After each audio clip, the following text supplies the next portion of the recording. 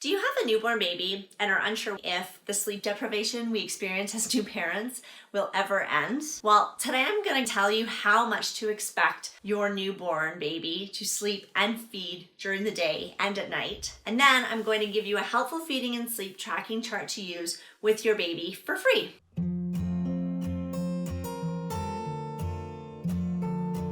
For more tips and information about this topic and your family's health and wellness, subscribe to our channel and hit the bell to be notified when we post a new video. We try to post new videos every Tuesday. If you're a new parent and are afraid you're never going to sleep again, by the end of this video, you'll know how to track your baby's sleep cycles and limit sleep deprivation with a newborn generally, including how to successfully transition your baby to a flexible schedule that works for your family. Our baby feeding and sleep program, co-created by Dr. Pam, is a tested schedule designed to ensure that you get the self-care and sleep you need, and that your baby is happy, well-fed, and gets the sleep that they need.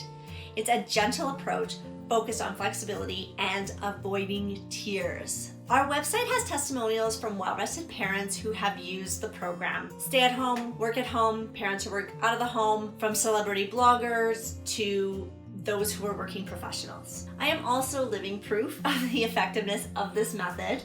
Both of my babies started sleeping 10 or more hours each night uninterrupted when they were only 12 weeks old, and they've been doing that ever since. So it was a bit of extra work up front when they were newborns, but what newborn isn't a lot of work, honestly. And it was worth it because my family has benefited from a full night of sleep essentially ever since my kids were 3 months old. Okay, so the first thing that's really important to know about a newborn baby's sleep cycle is that they sleep between 11 and 17 hours in a 24-hour period. The average is around 14 hours, and this is usually in 1 to 4 hour blocks that they're sleeping in. And newborns spend a lot more time in REM sleep, which is important for their brain development. And the link that we'll give you below will direct you to Dr. Pam's post that talks a little bit more about this. But what matters for this video is that newborns need to feed breast milk or formula at least 8 times in 24 hours. This means they will feed once every 3 to 4 hours around the clock.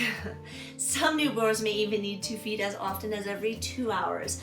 So for instance, when my firstborn was a baby, she needed to be fed once every 2 to almost once every hour and a half because she had jaundice. She was born a bit premature.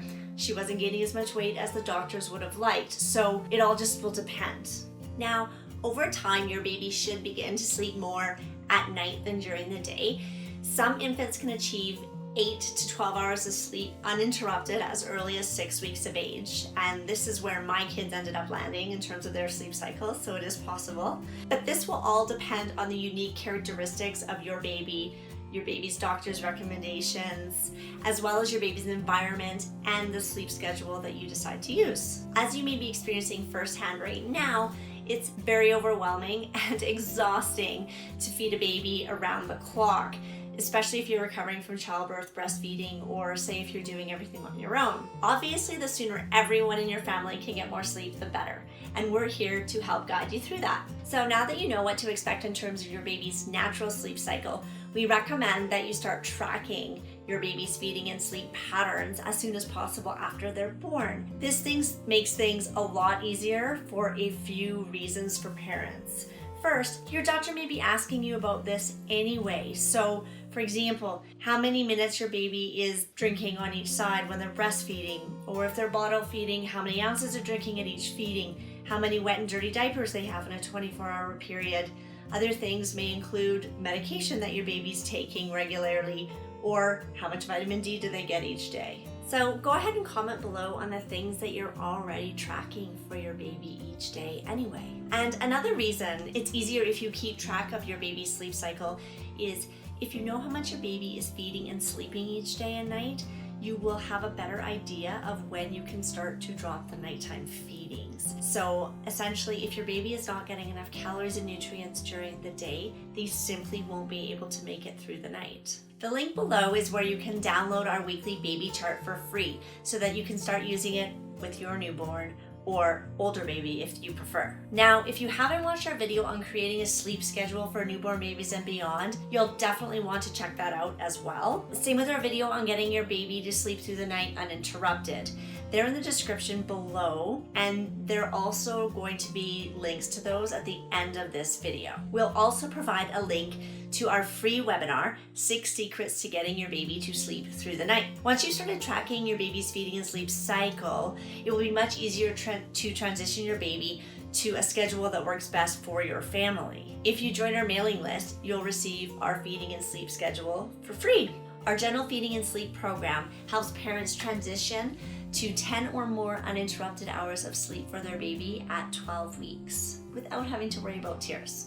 This is a schedule that I used with both of my babies, and I can honestly say that I was only sleep deprived for the first 3 months because that was the only time that they didn't actually sleep through the whole entire night. And rarely was I ever having to deal with tears. And the reason I think is because I didn't actually have to sleep train my babies as they got older. They just knew what they were doing from day one because it was the only thing I had ever taught them. You can learn more about my story and some of the other contributors on other YouTube videos, as well as directly on calmmother.com. You can also find us on Instagram and join our community on Facebook to help navigate this sometimes frustrating yet amazing adventure through parenthood with us. If you like this video, please let us know by liking it below, subscribe, and share it with your fellow parents. Also, let us know what your best takeaway from this video was. We look forward to receiving your feedback and giving you some responses back as well. And we'll see you in the next video. Thanks so much for watching.